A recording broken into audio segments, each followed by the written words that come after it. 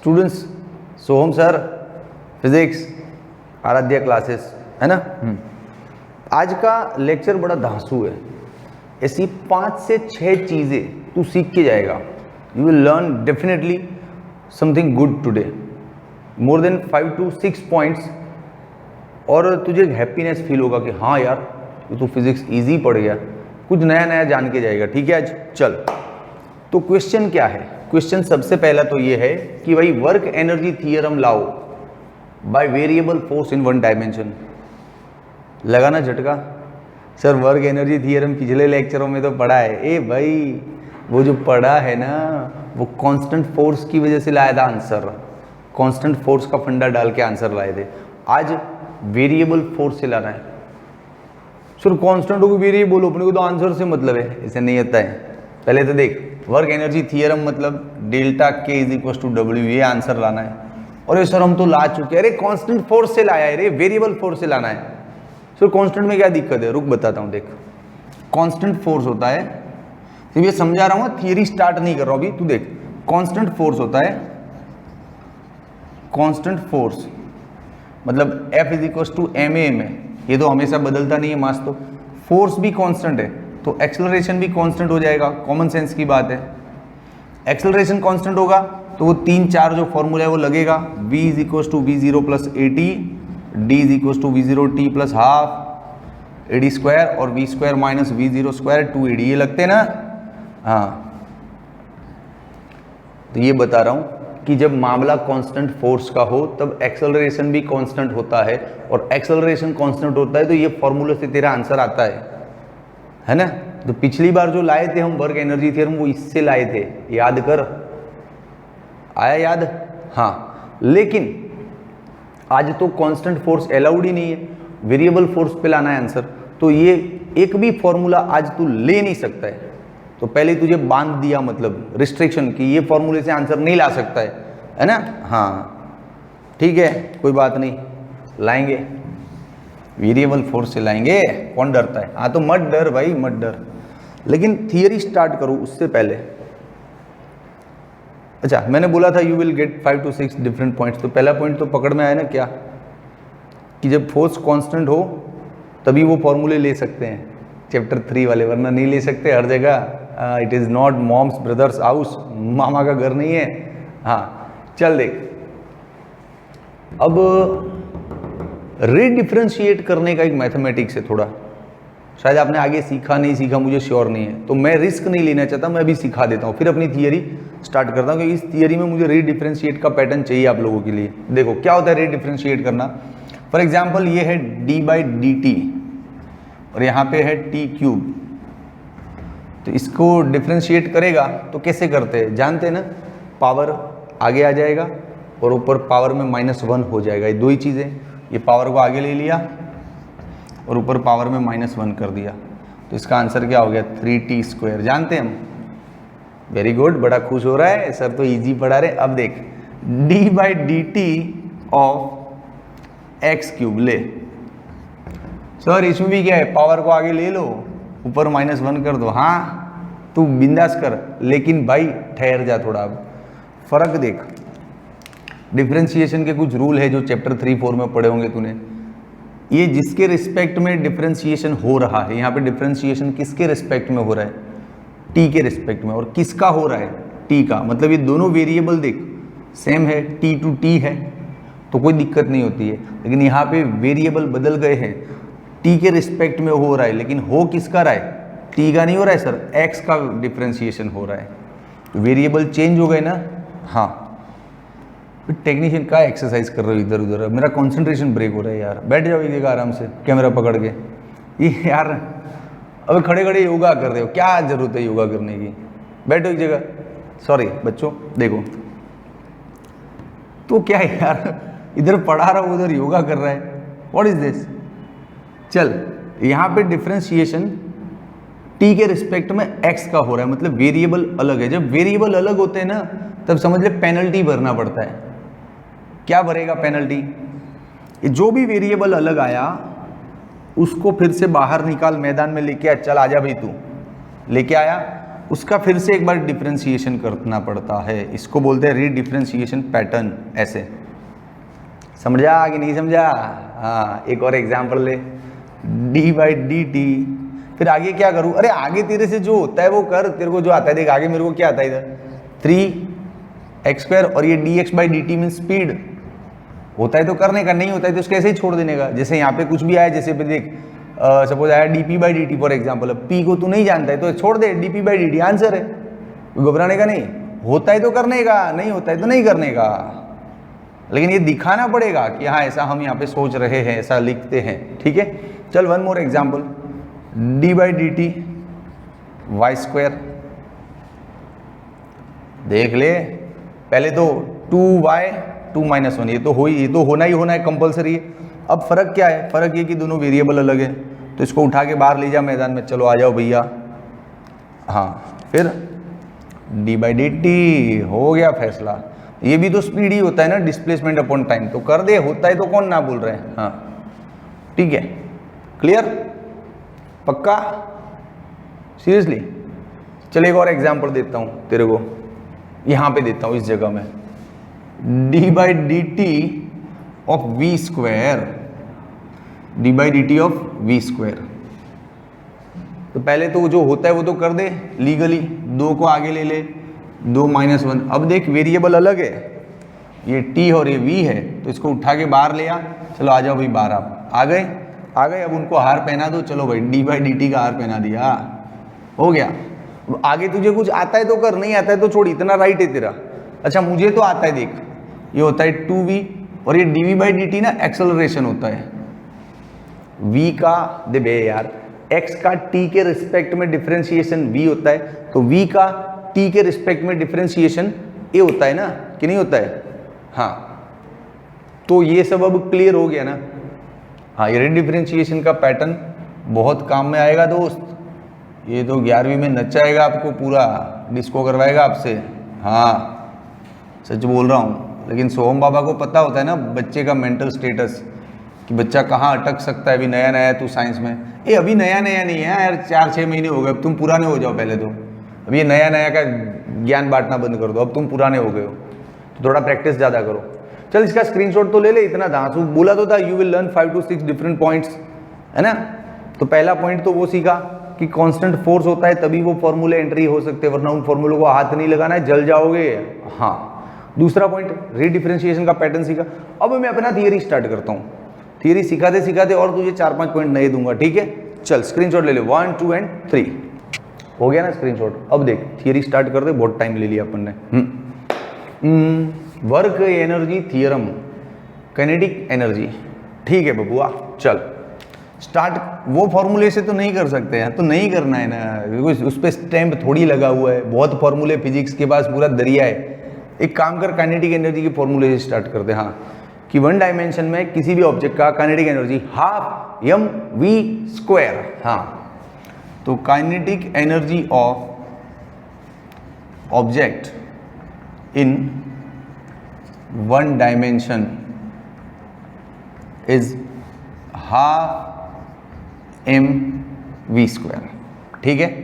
चल अब दोनों साइड है ना t के रिस्पेक्ट में डिफ्रेंशिएशन करते हैं। चलो तो मैं उसको अच्छे से लिखता हूँ, differentiation with respect to time. चलो कर डालो, लेके आओ इसको, k = 12 mv²। और डिफ्रेंशिएशन करना है तो उसका सिंबल तो डालो, तो डाल रहे हैं ना भाई, रुक, पेन बंद भी करना होता है, खोलना भी होता है। d/dt किसका हो रहा है? k का। यहाँ पे लूँगा d/dt।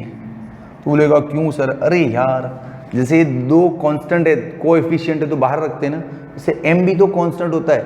While object is in motion, it is moving, mass remains constant generally. Einstein की थियरी ऑफ रिलेटिविटी का मामला पूरा अलग है, कि तब speed becomes to the speed of light, तब मास वेरिएबल होता है। लेकिन हम तो नॉर्मल जनरल फिजिक्स पढ़ रहे हैं यार, रूटीन वाला, है ना। हाँ, तो यहाँ पे मास कांस्टेंट है तो वो भी डिफरेंशिएशन से बाहर ही रहेगा, ठीक है। चलो अब डिफरेंशिएशन करते हैं। इसका तो कुछ होगा नहीं ना, मान ली इधर कुछ स्क्वायर या क्यूब होता तो होता कि पावर आगे गया ये हुआ, लेकिन कुछ हो नहीं रहा है, तो नहीं हो रहा है तो जबरदस्ती थोड़ी करेंगे, रहने दे। डी के बाई डी टी छोड़, ठीक है। इसका देख बड़ा चालाक टीचर हूं, इधर मेहनत नहीं करना पड़े ना तो पहले ही करके रख दिया। क्या होगा 2v dv by D T, हो गया ना। अब 2 कैंसिल आउट, डी के बाई डी टी, टेक्नीशियन देखना है तो नीचे लिख रहा हूं तो रेंज में तो आ रहा हूं ना, डी के by D T M V, ये D V by D T क्या है, एक्सेलरेशन है कि नहीं। इसको साथ में रख ले तो कुछ अच्छा दिखेगा। तो चल भाई डी के by D T M A into V, चल भैया डी के by D T M A क्या होता है, फोर्स। इसको मैं D X by D T ले सकता हूँ ना, speed is equal to distance upon time से। हाँ, D T cancel in comparison, अपने पास क्या बचेगा, D K is equal to F D X रह जाता है। अब तुझे पता चल गया होगा आगे क्या होना है, आगे इंटीग्रेशन होना है, आया ना सिंबल। हाँ तो देखिए इधर लगाया इंटीग्रेशन, ये इधर लगाया। तो कुछ नहीं बताता हूँ। अरे यार पूरा इधर लगा ले, कौन मना कर रहा है, ले इधर लगा दे बस, ठीक है खुश। हाँ लगा नहीं था ना, फोर्स वेरिएबल था तो अंदर ही रहेगा, ठीक है। अभी जो डी के है ना उसका लिमिट क्या देते हैं, के इनिशियल से के फाइनल, मतलब इंटीग्रेशन अपन ने इनिशियल एनर्जी से स्टार्ट करके फाइनल एनर्जी तक का पूरा स्लॉट कर डाला है, तो ये वो लिमिट तो वही दिखाता है। हाँ फिर यहाँ पे इनिशियल पोजीशन से फाइनल पोजीशन, ठीक है। ये तो हमको पता है, वर्क का फॉर्मूला है पूरा का पूरा, वेरिएबल फोर्स का वर्क यही होता है ना। अरे यार क्या तुम लोग भी छोटे बच्चे, देख वर्क के दो फॉर्मूले थे, एफ डॉट डी, ये कांस्टेंट फोर्स वाला था, कांस्टेंट फोर्स में वर्क ऐसे लिखते हैं, और वेरिएबल फोर्स में एफ डी एक्स, तो वर्क ही हो गया ना डायरेक्ट, ले ले ले ज़्यादा मेहनत नहीं कर, वर्क। इधर देख इंटीग्रेशन ऑफ डी के क्या होता है, सिर्फ के होता है, नहीं पता। अरे यार जैसे इंटीग्रेशन ऑफ डी एक्स, तो इधर कुछ है नहीं तो 1 है ना, तो आंसर एक्स होता है ना अपना ये वाला। जैसे इंटीग्रेशन ऑफ डी वाई तो आंसर वाई होता है कि नहीं। हाँ तो जैसे इंटीग्रेशन ऑफ डी के, अब ये लिमिट रख दो यहाँ पे, के इनिशियल के फाइनल। अब लिमिट को कैसे अप्लाई करना है वो भी हम जानते हैं, एक बार फाइनल वैल्यू अंदर रखो, एक बार ये रखो, चलो K final minus K initial is equal to work. अच्छा ये क्या हो गया, फाइनल माइनस इनिशियल मतलब चेंज इन काइनेटिक एनर्जी हो गया है ना। हाँ तो it is now delta K is equal to W. आ गया रे आंसर बेटा, आंसर आ गया, देख ले आया ना।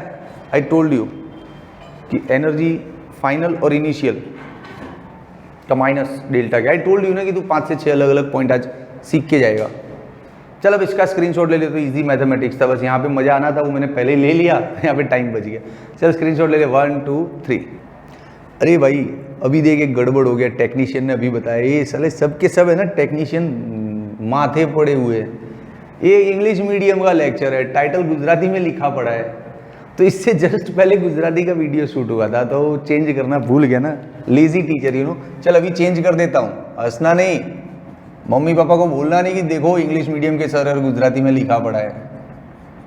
मैं सारे मीडियम का सर हूँ तो टेंशन नहीं ले। वर्क एनर्जी पावर, ठीक है। तू कब से सोच तो रहा होगा पिछले 12-13 मिनट से कि ये सर क्या पढ़ा रहे भाई। बाकी सब कंटेंट ओके था, ये नाम में गलती हो गया तो क्या करेगा, सजा देगा, कमेंट नहीं लिखेगा। चल मत लिख आज के दिन कमेंट, माफ तेरे को, जा। चलो आ जाओ, अब मुझे जो डिफरेंट डिस्कशन सिखाना था 4 to 5 डिफरेंट पॉइंट्स, उस पर बात करते हैं। चल देख, सबसे पहले work energy theorem represents Newton's second law in integral form. Integration के फॉर्म में ही आंसर लाया ना तू, और वो जो एमए था वो क्या था, न्यूटन का सेकेंड लॉ तो था। हाँ तो work energy theorem represents integral form of Newton's second law. Work energy theorem represents integral form of Newton's second law. It is just integral form of Newton second law. ये पूरा का पूरा Newton का second law के साथ incorporate नहीं करता, उसको पूरा का पूरा रिप्रेजेंट नहीं करता है, क्योंकि बहुत सी कमियां है, बहुत सा डिफरेंस है। तो एक और आर्ग्यूमेंट लिख दे, work energy theorem does not incorporate complete dynamic information of Newton's second law, है ना। हाँ, कंप्लीट डायनेमिक इंफॉर्मेशन के साथ इनकॉर्पोरेट नहीं करता है। ओके, तो फर्क क्या है, तो डिफरेंस पे बात कर लेते हैं। डिफरेंसेस क्या, पहला देख, सबसे पहला work energy theorem involves integration of a certain limit interval of time, मतलब थोड़े से या किसी एक सर्टन टाइम पीरियड के लिए वर्क एनर्जी थियरम लगता है, जबकि न्यूटन का second law all over entire motion के टाइम के सारे की सारे फिनोमिनन को इन्वॉल्व करता है। तो तू वर्क एनर्जी थियरम लेगा ना, तो एक सर्टन पोर्शन का ही इंफॉर्मेशन मिल सकता है। न्यूटन सेकंड लॉ का टोटल इंफॉर्मेशन एक्सप्लिसिटली नहीं मिलता है ना। तो लिखते हैं, समझ रहे हैं, जैसे ये पूरा मोशन है, पूरा मोशन है, ऑब्जेक्ट यहाँ से यहाँ तक गया और आगे भी जा रहा है, ठीक है। तो ये जो वर्क एनर्जी थियरम है वो एक सर्टन इंटरवल ऑफ टाइम का इंफॉर्मेशन देता है, जबकि न्यूटन सेकंड लॉ ओवरऑल सारी इंफॉर्मेशन निकालता है। तो वर्क एनर्जी थियरम लेने से सारी की सारी इंफॉर्मेशन नहीं मिल सकती है ना। तो लिखो, इट इन्वॉल्व्स, ये वर्क एनर्जी थियरम की बात है, it involves integral of limited time interval and it involves overall information, so cannot get information explicitly। हाँ ठीक है, एक और फर्क है क्या, कि ये स्केलर फॉर्म है और ये 2 डायमेंशन 3 डायमेंशन में वेक्टर फॉर्म है। हाँ, वेक्टर फॉर्म, ठीक है दोस्त। अभी तो और इन्फॉर्मेशन बाकी है, तो इसका स्क्रीनशॉट ले ले, चल 1 2 एंड 3। चल दोस्त, अब जो 2-3 पॉइंट्स दे रहा हूँ बहुत बढ़िया है, ठीक है। तुझे comparison work energy theorem Newton's law थोड़ा ऊपर से, ओके, ज़्यादा टेंशन वाली बात नहीं है, क्योंकि चैप्टर 5 तू जैसे और तगड़ा सीखेगा ना, ये सब कुछ और तगड़ा होता जाएगा। अब जो बता रहा हूँ it is very important information और बहुत ही परफेक्टली डिलीवर करता हूँ। देख, सबसे पहला इंफॉर्मेशन, ये delta K is equal to W, क्या मतलब है, इनको क्या पढ़ा जाता है? इसको तो हम सर वर्क पढ़ते हैं। हाँ तो पढ़ भाई, कौन मना कर रहा है। इसको क्या पढ़ते हैं? काइनेटिक एनर्जी ना, चेंज इन काइनेटिक एनर्जी। हाँ, चेंज इन किनेटिक एनर्जी ऐसा बोलते हैं कुछ लोग, किनेटिक एनर्जी, ठीक है। इसका मतलब क्या है, मतलब बताऊँ, देख, जैसे ये कोई ट्रैक है, पाथ है, उस पाथ पे ये कोई गाड़ी जा रहा है, ठीक है।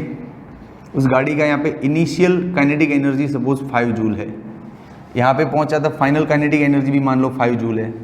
मतलब काइनेटिक एनर्जी का चेंज निकालेगा तू, ऐसे चेंज कैसे निकालते हैं, फाइनल माइनस इनिशियल से, अभी तो किया था फॉर्मूला, फाइनल माइनस इनिशियल से चेंज निकाल दे। तू चेंज निकालेगा तो 5 - 5 क्या आएगा, 0 हो। तो देख कितना कुछ बता रहा है अपने को, क्या, कि जब change in kinetic energy is 0 तो काइनेटिक एनर्जी रिमेन्स कांस्टेंट, नहीं बदल रहा है। देख, 5 का 5 रहता है भाई। तो ये समझ में आ रहा है, ये भाषा जो है ना, लिटरेचर, उसमें फंसना नहीं है। Change in kinetic energy is 0 but only kinetic energy, not change, only kinetic energy remains constant in that situation। Kinetic energy के जो चेंजेस है वो नहीं हो रहे हैं, मतलब काइनेटिक एनर्जी बदल नहीं रहे तो कांस्टेंट है ना। हाँ, ये रहा कांस्टेंट। लेकिन इस सिचुएशन में वर्क 0 है, क्यों? क्योंकि delta K is equal to work ना, इधर 0 तो वर्क भी 0 होता है।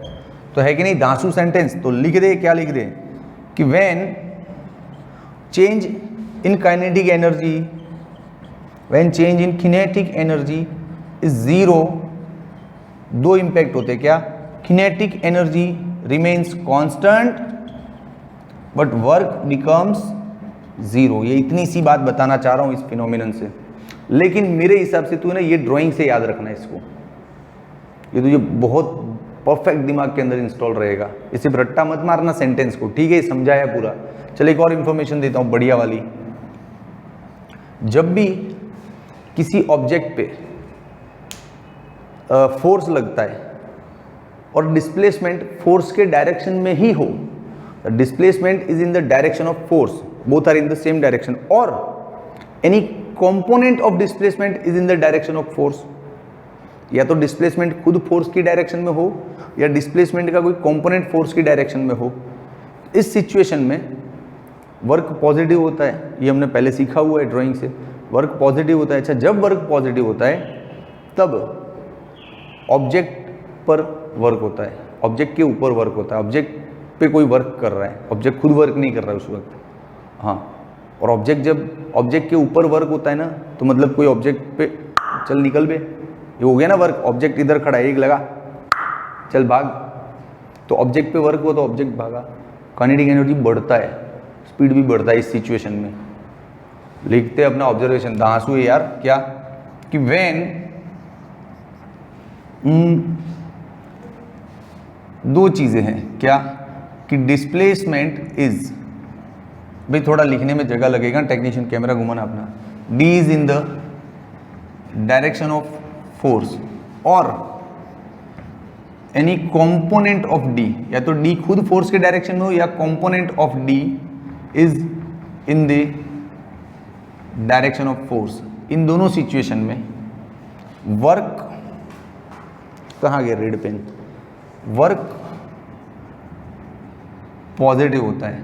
पॉजिटिव होता है तो work done on object, work done on object होता है सिचुएशन। तो इन that case kinetic energy increase, kinetic energy increases. ये बहुत बढ़िया इंफॉर्मेशन है। एग्जाम्पल चाहिए? अरे ले यार, देख जैसे फ्री फॉल है, एग्जाम्पल गिवन में फ्री फॉल बोल सकता है तू, कैसे देख, ये कोई ऑब्जेक्ट है, इसको छोड़ दे, गिर रहा है, गिर रहा है ना, गिर रहा है कि नहीं गिर रहा है, ओके। तो डिस्प्लेसमेंट इस डायरेक्शन में हो रहा है और फोर्स भी इधर है। कौन सा फोर्स? अरे ग्रेविटेशन फोर्स होता है ना mg, वो खींचता है ना इसको नीचे, आजा आजा आजा। तो देख डिस्प्लेसमेंट और फोर्स दोनों सेम डायरेक्शन है, तो इसका स्पीड बढ़ता है ना, स्पीड इंक्रीज होता है। हम जानते हैं किसी ऑब्जेक्ट को ऐसे छोड़ दिया तो जैसे जैसे डाउनवर्ड इट इज मूविंग ना, its speed will increase, speed will increase, kinetic energy will increase. Simple, बोल पूरा कनेक्ट हो रहा है ये एग्जाम्पल और ये सब कनेक्ट होना चाहिए, समझ में प्रॉपर आना चाहिए। चलिए एक और एग्जाम्पल नहीं, थर्ड डिस्कशन। जब ऐसा न हो कि अपोजिट मामला हो, जैसे displacement is opposite to the force direction और component of displacement is also opposite to the force direction, in that case work is negative. Work negative मतलब ऑब्जेक्ट खुद वर्क कर रहा है, ऑब्जेक्ट खुद वर्क कर रहा है ना, तो थक जाएगा, तो एनर्जी कम हो जाएगा उसका। हाँ, तो लिखते हैं when displacement is opposite to force और डिस्प्लेसमेंट का component opposite to force, in that case work is negative. तो वर्क डन बाय ऑब्जेक्ट होता है, वर्क ऑब्जेक्ट खुद करता है मेहनत। हाँ, वर्क डन बाय ऑब्जेक्ट, तो उससे क्या होता है, काइनेटिक एनर्जी डिक्रीज होता है। ऑब्जेक्ट को खुद को वर्क करना पड़ेगा तो बेचारा थक जाएगा ना, डिक्रीज होता है। इसका भी एग्जांपल है, जिस ऑब्जेक्ट को तू नीचे फेंका ना, उसको ऊपर फेंक, तो वो लगेगा बिल्कुल। देख, जैसे ऑब्जेक्ट को ऊपर फेंकेगा अपवर्ड डायरेक्शन में, यूं अपोजिट टू द ग्रेविटी, तो डिस्प्लेसमेंट तो इधर हो रहा है, ऑब्जेक्ट तो ऊपर जा रहा है, लेकिन ग्रेविटी फोर्स तो डाउनवर्ड लगता है ना। ग्रेविटी तो क्या चाहता है कि तू नीचे आ जा, लेकिन वो लड़ के ऊपर जाता है, मेहनत करके ऊपर जाता है। लेकिन तूने ऑब्जर्व किया कि जैसे जैसे ऊपर जाता है ना, स्पीड कम होता है, फिर एक लेवल पे अटक जाता है, फिर वापस गिरता है। तो एक लेवल पे अटक गया मतलब उसका स्पीड कम हुआ। जैसे तूने 100 की स्पीड से फेंका, 100, 70, 50, 40, 30, 20, 10 रुक गया। हाँ, क्योंकि यहाँ पे देख अपोजिट डायरेक्शन है, वर्क नेगेटिव होना है, काइनेटिक एनर्जी डिक्रीज होनी है।